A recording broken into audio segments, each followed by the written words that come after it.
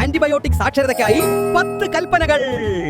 1. Antibiotic അരുത് ദുരുപയോഗം, അരുത് അമിത ഉപയോഗം, അരുത് സ്വയം ചികിത്സ. ആന്റിബയോട്ടിക് ഉപയോഗം ഡോക്ടറുടെ നിർദ്ദേശപ്രകാരം മാത്രം. 2. ബാക്ടീരിയ മൂലമുള്ള ചില രോഗങ്ങൾക്ക് മാത്രമായി ആന്റിബയോട്ടിക് മരുന്നുകൾ ആവശ്യമുള്ളൂ. പനി, ചുമ, ജലദോഷം തുടങ്ങി നമുക്കുണ്ടാകുന്ന രോഗങ്ങൾ ഭൂരിഭാഗവും വൈറസുകൾ മൂലമാണ്. അവ ഭേദമാക്കാൻ ആന്റിബയോട്ടിക്കുകൾ ഫലപ്രദമല്ല. 3. ആന്റിബയോട്ടിക് മരുന്നുകൾ ദുരുപയോഗം ചെയ്യുന്നത് ഗുരുതര പ്രത്യാഘാതങ്ങൾക്കിടയാക്കും. 4.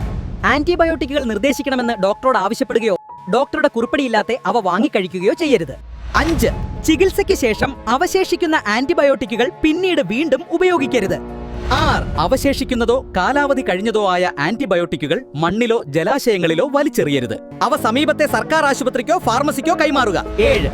ഡോക്ടർ നിർദ്ദേശിച്ച ആന്റിബയോട്ടിക് മരുന്നുകൾ പൂർണ്ണമായും കൃത്യമായും കഴിക്കുക. രോഗലക്ഷണങ്ങൾ കുറഞ്ഞു എന്ന കാരണത്താൽ അവ ഇടയ്ക്ക് വെച്ച് നിർത്തരുത്. 8. ഡോക്ടർ നിങ്ങൾക്ക് നിർദ്ദേശിച്ച ആന്റിബയോട്ടിക് മരുന്നുകൾ മറ്റുള്ളവരുമായി പങ്കുവെക്കരുത്. മറ്റുള്ളവർക്ക് നിർദ്ദേശിച്ച മരുന്നുകൾ വാങ്ങി കഴിക്കുകയും അരുത്. 9. കോഴി വളർത്തലിലും മത്സ്യകൃഷിയിലും ആന്റിബയോട്ടിക് മരുന്നുകൾ വെറ്റിനറി ഡോക്ടറുടെ നിർദ്ദേശപ്രകാരം മാത്രം ഉപയോഗിക്കുക. കോഴികളുടെ വളർച്ച കൂട്ടാനായി ഒരു കാരണവശാലും ആന്റിബയോട്ടിക്കുകൾ ഉപയോഗിക്കരുത്. 10. ആരോഗ്യപരമായ ജീവിതത്തിനു ഏറ്റവും ഉത്തമം അണുബാധകൾ തടയുകയാണ്.